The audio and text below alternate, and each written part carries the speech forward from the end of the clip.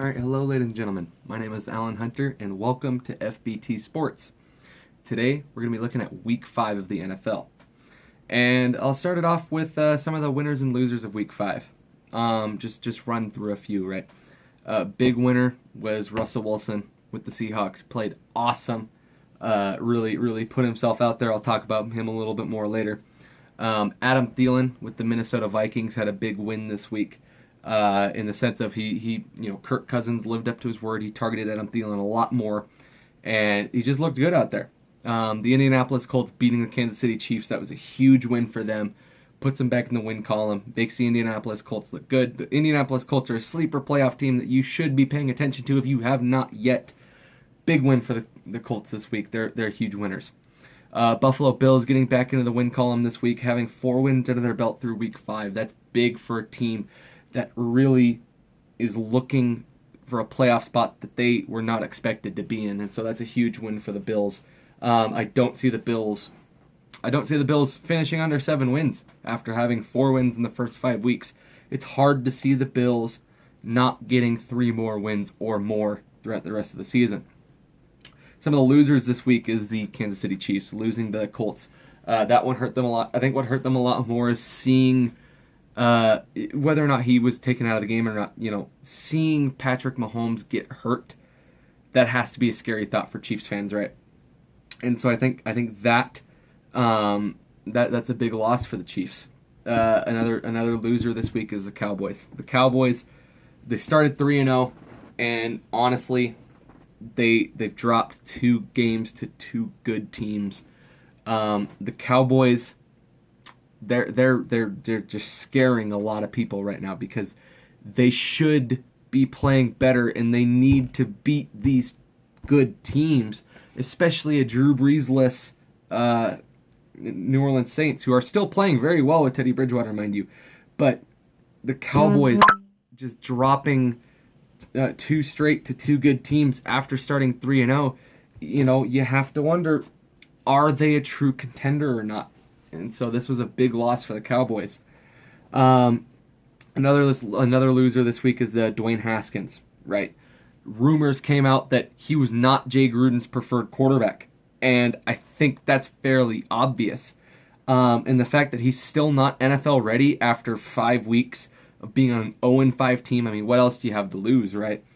When you have Case Keenum and Colt McCoy starting over you, that's a big red flag to me. That, especially with an interim head coach who's looking just to get a win, not playing Dwayne Haskins and seeing what you got in Dwayne Haskins, that's a little bit worrisome. And so Dwayne Haskins is a big loser this week. Another loser this week is Cam Newton, right? Kyle Allen is playing not awesome, not amazingly, but he's playing very well in the sense of the Panthers are winning games. They're letting Christian McCaffrey, an MVP candidate, do his thing. And they're winning games against good teams. I'd like to consider the Jaguars to be a really good team right now. I shouldn't say a really good team, just a good team right now. And they're winning games. They're winning games well. And so Cam Newton, he's not bringing that same energy that you're seeing in the Panthers right now. I'm not saying Cam Newton's a bad quarterback. I'm not saying that Cam Newton should retire. I'm just saying that Cam Newton right now, by not playing and not playing well when he is playing, right, he kind of just looks depressed. That is going to just keep feeding into these rumors that Cam Newton is done in Carolina. That's going to keep feeding these rumors that Cam Newton should retire early like Andrew Luck. It's going to keep feeding these rumors that Cam Newton should no longer be in the NFL, which is a very false narrative. Cam Newton is a good NFL quarterback. Just 3 years ago, he was the NFL MVP. And now we're talking about replacing him with a rookie. Moving forward, it's a scary thought for Cam Newton. Cam Newton is going to have to really just get back onto his game, right, and get back to being a positive force and getting his team in the win column more importantly. Big loss for Cam Newton this week, considering how well Kyle Allen has done. Probably the biggest loser this week has to be Vontaze Burfict. Not even necessarily because he got suspended. I'm not honestly that worried about the 1 season long suspension. Honestly, I feel like it's deserved. I personally would have suspended him for less than a season. I would have probably said about 8 games. about half the season rather than the full season. But Vontaze Burfict, when you watch Vontaze Burfict, he plays like a dirty player. Punishment had to have come. It was time. There's too many hits like this for Vontaze Burfict. It was time for the NFL to do something about it. The reason why Vontaze Burfict is a loser this week is because two very eerily similar hits occurred right after. That one where Josh Allen got hit, and then the one where Earl Thomas knocks Mason Rudolph completely out. You've got two very similar hits, which don't look like they're going to get very much punishment at all. Maybe just a slap on the wrist for Earl Thomas, just a nice little fine. But other than that, there's no suspensions going to be handed out. There's nothing, right? And it looks really bad on the league to only target Vontaze Burfict. And I feel really bad for Vontaze Burfict considering that you have two very similar hits back to back, yet only he's getting suspended for it. And so that for Vontaze Burfict is really disappointing. Moving on a little bit, I'm going to get back into the Washington Redskins here. Jay Gruden getting fired, it's a long time coming, truthfully. It was about time. After 5 seasons, I believe it was 2014 when Jay Gruden was hired, only one winning season, or I shouldn't say one winning season, only one playoff season under Kirk Cousins where they just looked uninspiring. His whole tenure can be best defined as just uninspiring. That's the best way I can describe the Jay Gruden era in Washington. And I think more importantly for Washington, rather than Jay Gruden getting fired, is that we need to see some form of control taken away from Dan Snyder as a head coach. Or not as a head coach, as an owner. Dan Snyder might be one of the worst owners in the NFL. Right? Rumors came out earlier that Dwayne Haskins was not Jay Gruden's first choice. And it's obvious, right? Reports came out that Dan Snyder went above Jay Gruden's head to draft Dwayne Haskins and then to play Dwayne Haskins when Dwayne Haskins is clearly not ready. And I think we're seeing with Washington how abysmally bad that they've been in the past 5 seasons in the sense of just disappointment. A lot of that has to be attributed back to Dan Snyder. I think Jay Gruden gets a lot of the blame here, but I don't think he deserves a lot of the blame that he gets because Dan Snyder has not set him up for success. The general manager has not set them up for success. There's only so much that Jay Gruden can do with the roster that he's provided, and mind you, they've gotten some injuries along the way that have not helped Jay Gruden either, but a lot of it I can't blame on Jay Gruden. However, I will say that his time was done. He started 0-5, very winnable games in that 0-5, and they just couldn't muster up anything, and I think that's a big reason why the Redskins are justified in firing Jay Gruden, and honestly, I can't blame them. I think most Redskins fans will agree. Probably about time. Moving on from Jay Gruden, though, Russell Wilson. Oh, I tip my hat to you, sir. Russell Wilson is absolutely incredible. As you can see, I'm a fan of the rival team. But I've grown up in the Pacific Northwest. I still live here to this day. The Seahawks games are always our local game on. And so I'm always watching Russell Wilson, and I love Russell Wilson. I cannot express enough how much I love Russell Wilson because he's such an amazing quarterback. And I'm going to go out on a limb here and say that Russell Wilson's the second best quarterback in the league right now. And I mean that. I really do. I think that it's hard to argue that Patrick Mahomes is not the number 1 quarterback in the league right now. But when you watch Russell Wilson, you have to admit that he's playing like the number 2 quarterback right now, and he's playing awesome. He's making throws that other quarterbacks can only fathom, right? He's got the prettiest deep ball in the league. And if you watch him, it's evident to see that. My cat is drinking my water behind me. All right, moving forward.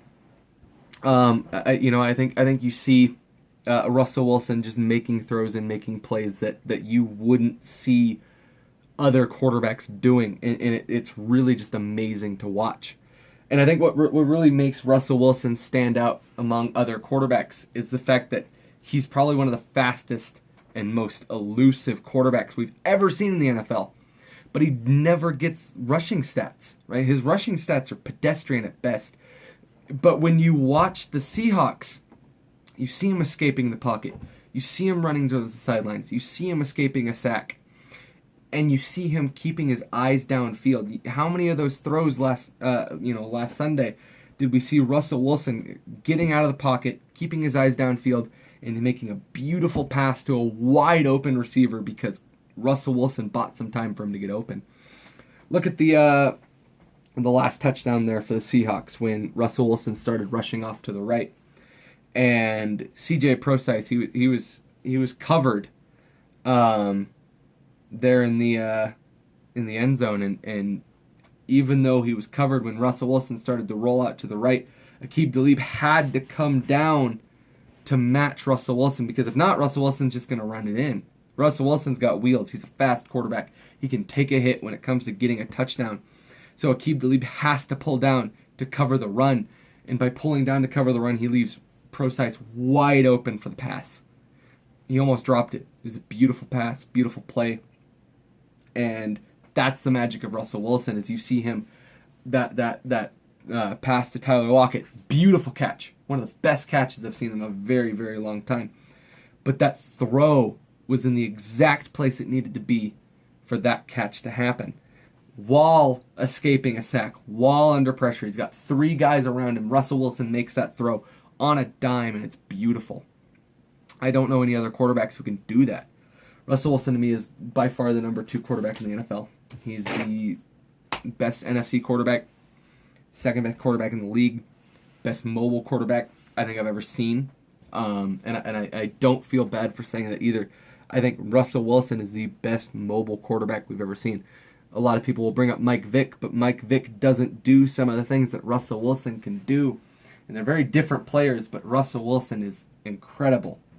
He's incredible, and he's underrated beyond belief. Again, I'm able to watch Russell Wilson all the time. When you watch Seahawks games, and I don't understand why the Seahawks don't have the type of watching that the rest of the league does, because Russell Wilson has got the prettiest deep ball in the NFL.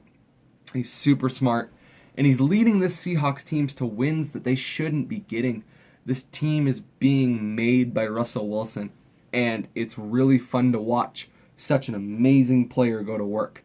And so I personally think that Russell Wilson has to be the top number 1 MVP candidate right now. That's again another prediction I'm going off on a limb and saying is I think Russell Wilson is the top of the MVP race right now.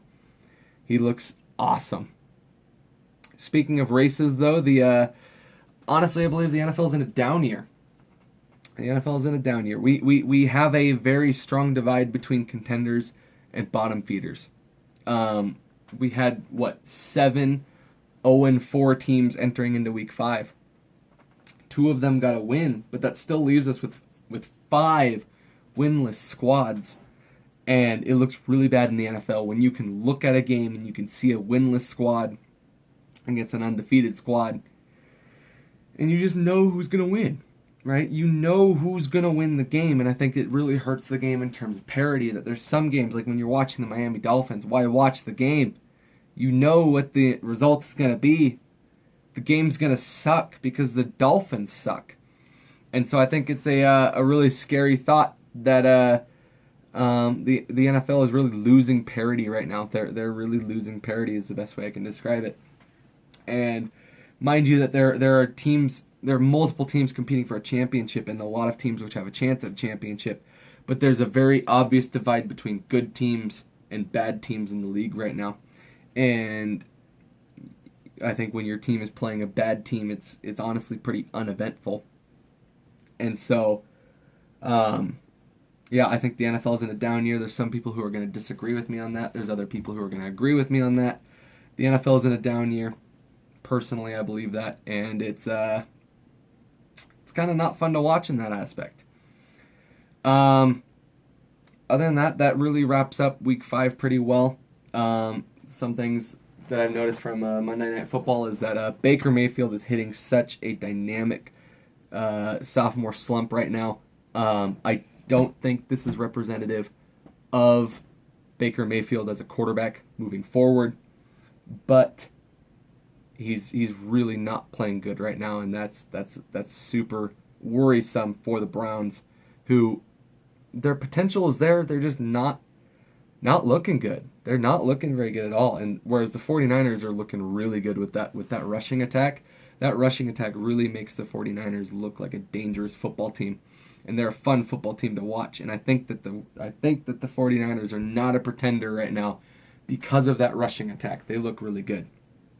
Some of my predictions for next week to look forward to, week 6, players to watch. Watch Russell Wilson. Go out and watch a Seahawks game. Watch Russell Wilson.